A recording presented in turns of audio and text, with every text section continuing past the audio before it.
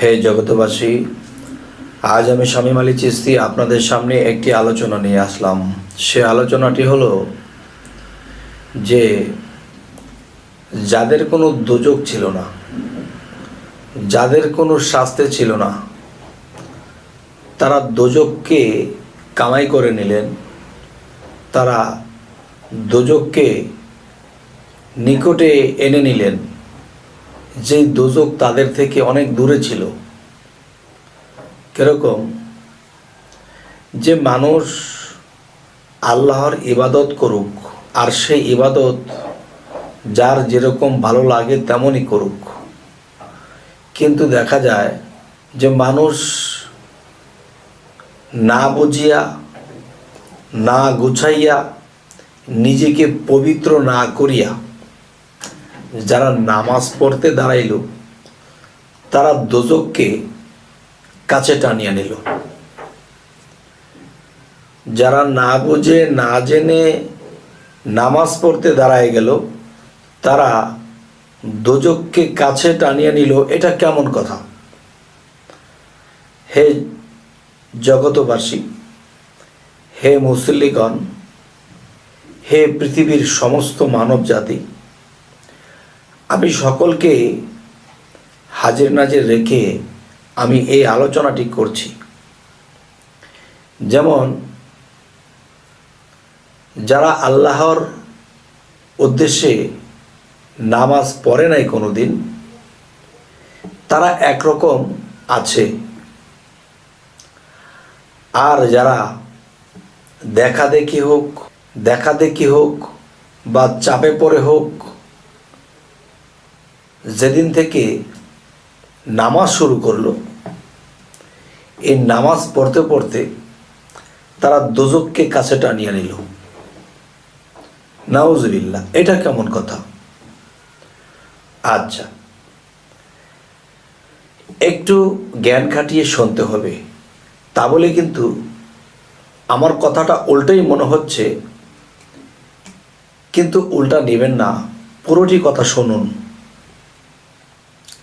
যে কথাটি আমি এখন বলতে চাচ্ছি, সেই কথাটি হলো, মানুষ এতদিন নামাজ পড়েনি, কিন্তু মনে মনে একটা বিশ্বাস আছে যে আল্লাহ স্রষ্টা একজন আছে, এই জগৎকে সৃষ্টি করেছেন তিনি আল্লাহ একজন আছেন। যদিও দুষ্টামি করত, যদিও এদিক সেদিক চলতো, তারপরে কিন্তু মনে একটা বিশ্বাস আছে যে সমস্ত বিশ্ব আল্লাহ সৃষ্টি করেছেন। এতটুকু বিশ্বাস অন্তত ছিল। আচ্ছা, যেদিন জানতে পারলো, বুঝতে পারলো, চাপে পড়লো যে নামাজ পড়তে হবে, আর যেদিন থেকে নামাজ পড়তে শুরু করলো, সেদিন থেকে সে পাপী হইতে শুরু করলো। সেটা কেমন? যেমন দেখা যায়, যখন নামাজে একজন ব্যক্তি দাঁড়াইল, তো হাদিস অনুসারে যে নামাজ তুমি এমনভাবে পড়ো যেন তোমার সামনে আল্লাহ দাঁড়িয়ে আছে এবং আল্লাহর কুদরতি চরণে সেজদা দিচ্ছ। আমি আল্লাহকে না দেখি, আল্লাহ আমাকে দেখে, এবং আল্লাহ আমার সামনে আছে, আমি আল্লাহর কুদরতি চরণে সেজদা করতেছি। এবং এই নামাজের মাধ্যমে আল্লাহ ব্যতীত অন্য কাউকে স্মরণ করা যাবে না, অন্য কারোর নাম মুখে বলা যাবে না, অন্য কোনো কিছু চিন্তা চেতনা আনা যাবে না। যদি আনা হয় তাহলে কি হবে? যে নামাজে দাঁড়াইয়া যখন অন্য কারো কথা মুখে বলবো, অন্য কাউকে নিয়ে ভাববো, বা দুনিয়াতে অন্য কিছু আমি চিন্তা ভাবনা করব, তখনই কি হবে? আল্লাহর সাথে অন্য কিছুর শিরক করা হবে। কারণ এক আল্লাহকে সামনে রেখে নামাজে দাঁড়ানো হলো। তো এখন দেখা যায় যে নামাজের সামনে দাঁড়িয়ে আমি আল্লাহকে সামনে রেখে যখন বিভিন্ন কিছু ভাবতে শুরু করেছি, এবং দেখা যায় ইমুকের কথা বলতেছি, এবং নামাজের মধ্যে বলতেছি তাব্বাত ইয়াদা আবি লাহাবি ওয়া তাব্বা মা আগনা আনহু মালুহু আমা কাসাব, ধ্বংস হোক আবুল আহাবের দুই হস্ত, ধ্বংস হোক আবুল আহাবের সঞ্চয়কৃত ধন সম্পদ, এই কথাগুলো বলতেছি। তো কি বলতেছি? আল্লাহকে সামনে রেখে আমি আবু জাহেলকে ধ্বংস করার জন্য এগুলা বলতেছি। কেন বাবা? আবু জাহেল তো 1400-1450 বছর আগে ধ্বংস হয়ে গেছে। এখন নামাজের মধ্যে আল্লাহকে সামনে দাঁড় করিয়ে আমি সে আবু জাহেলকে ধ্বংসের কথা বলতেছি। কেন? এখানে আল্লাহ ব্যতীত অন্য কারো নাম মুখে বলা যাবে না, অন্য কারো কথা ভাবাও যাবে না। তাহলে আমি শিরকি হবি। অন্য গুনার মাপ আছে, তবে শিরকি গুনার মাপ নাই।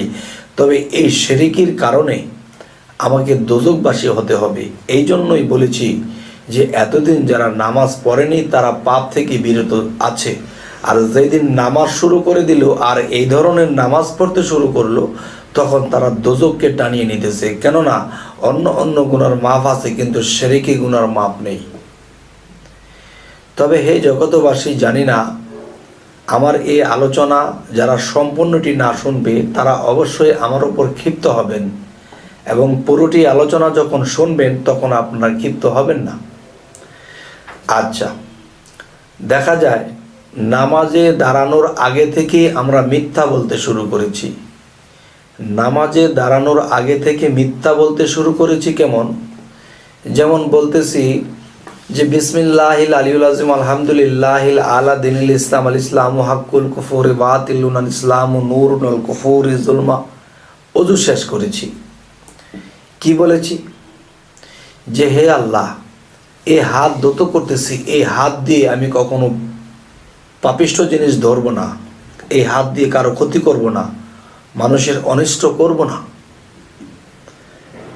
মুখ দিয়ে বলতেছি, এই মুখ দিয়ে মিথ্যা কথা বলবো না, মুখ কুলি করেছি। মাথা মসেহ করেছি যে এই মস্তিষ্ক দ্বারা কখনো খারাপ জ্ঞান করব না। পায়ের টেকটি পর্যন্ত ধুয়েছি যে এই পা দিয়ে কখনো খারাপ দিকে হেঁটে যাব না। তাহলে এই অপরাধগুলো যদি আমরা করে থাকি, তখনই আল্লাহর কাছে তওবা করেছি ফজরের টাইমে। জোহর হইতে হইতে আমার শরীরে যদি ময়লা না লাগে তাহলে ধোয়ার প্রয়োজন হয় না। তখন দেখা যায় আবারও বলতেছি, এই হাত দ্বারা পাপ করব না, এই মুখ দ্বারা কথা মিথ্যা বলবো না, এই পা দ্বারা খারাপ দিকে যাব না। কিন্তু গিয়েছি, পাপ করেছি, পাপের ময়লা লাগিয়েছি, আবার জোহরের টাইমে বলছি, আবার আসরের টাইমে বলতেছি, আবার মাগরিবে বলতেছি, আবার এশার টাইমে বলতেছি, কিন্তু ক্ষমা চাওয়ার উপরেই আছি। তো এখন কথা হলো যে শুধু ক্ষমা চাইবার উপরেই আছি, কিন্তু আমরা একটা শিশু বাচ্চাকে যখন একটা চর থাপ্পড় দেই, মিথ্যা বললা কেন, বা আর করব না, মাপ চাইছে। দ্বিতীয়বারে যদি আবার একই ভুল করে মাপ চাইতেছে, আর করব না। তৃতীয়বারে যদি আরেক ভুল করে তখন কিন্তু কেউ মেনে নেবে না। তাহলে আমরা প্রতিদিন মাপ চাইতেছি, আবার সেই একই কাজগুলো করতেছি। তাহলে গেল এই সাবজেক্ট। তবে একটু আগে বলা হলো, এবং আপনারা আমার ইউটিউবের থাম্বনেলের মধ্যে যখন টোকা দিয়ে ঢুকলেন, লেখাটি পেয়েছেন কি যে নামাজের মাধ্যমে মানুষ দোজখকে কাছে টানিয়া লইতেছে। এই যে একটি কথা, এটা কি কেউ মেনে নিতে পারবে? তবে আমরা কিন্তু নিজের অজান্তে এই ভুলগুলো করতেছি, এই কাজগুলো আমরা করতেছি। তবে হে জগতবাসী, তাই বলে কি নামাজ পড়ব না? অবশ্যই পড়ব, অবশ্যই পড়ব। কিন্তু নামাজের মধ্যে আল্লাহর মেরাজ যদি হতে হয়, তাহলে কি করতে হবে? যে আমরা যখন নামাজে দাঁড়াবো, এক আল্লাহ ব্যতীত অন্য কোনো কিছু মনে করা, অন্য কারোর নাম মুখে বলা, এই হইতে আমাদের বিরত থাকতে হবে। দেখা গেছে যে নামাজের বাংলা কি? স্মরণ করা। মানুষ যখন ধ্যানে ডুবে যায়, আল্লাহকে নিয়ে ভাবতে শুরু করে, এটাও কিন্তু নামাজ। ধ্যানেতে দিদার করে আরেফগণ পাইয়াছে মানিক। তবে হে জগতবাসী, জানি না কার কেমন লাগলো, অবশ্যই আমাকে জানাবেন এই আলোচনাগুলো। যে যদি ভালো লাগে তো সামনে আরও কিছু আলোচনা আপনাদের সামনে আলোচনা করব, আর যদি ভালো না লাগে তবু আমাকে জানাবেন। তো আজ এই বলেই রাখবো। সকলেই ভালো থাকবেন। আল্লাহ হাফিজ।